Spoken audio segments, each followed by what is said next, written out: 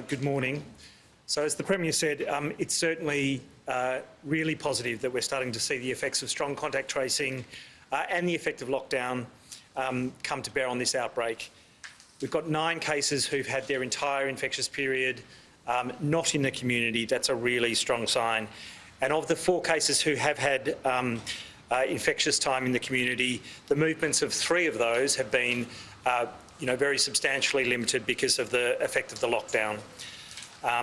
Can't say yet whether we're ahead of this thing, but I do know that our contact tracers, our health team, public health units are wrapping their arms around it, and it's going in the right direction.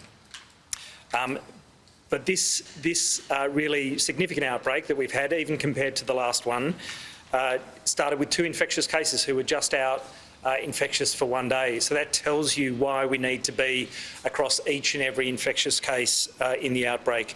To lift restrictions now on another day of new cases who've had some time in the community and double figures of cases before we've fully wrapped ourselves around this outbreak, while we're still seeing curveballs of cases potentially not yet linked, we'll put all of the sacrifices of Victorians at risk and make it all for naught. We do not want that to happen. So it's too early today to lift restrictions. We've seen significant and standalone outbreaks in regional areas in Phillip Island, in Bacchus Marsh, Barwon Heads, and as far away as Mildura. Around 1/3 of all our primary close contacts are in regional Victoria, right across regional Victoria. This outbreak has touched the whole state, and that was in a way that the Delta and Kappa outbreaks didn't do back in May and June.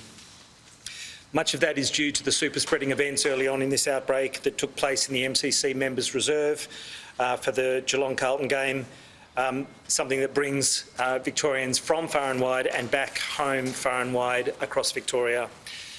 And those impacts are rippling across the state. So for those reasons, each of us is really going to have to double down to keep our community safe for the next week. I'm so grateful for everyone's contribution. I'm grateful for everyone who's forgoing that contact with family, with loved ones, with friends, with events for this time, especially as Eid al-Adha is underway, and significant cultural coming together can't happen in the way that we'd all like it to. So thank you for doing that online, for picking up the phone instead. It's a significant sacrifice, but a really important one that's going to protect all of us from the potential further transmission, serious illness. There have been multiple deaths now with this Delta variant, including 5 in Sydney's outbreak. And we could have real and awful consequences if transmission were to continue to occur in Melbourne. So those family gatherings can't happen for any of us across the state right now. That's my message to everyone.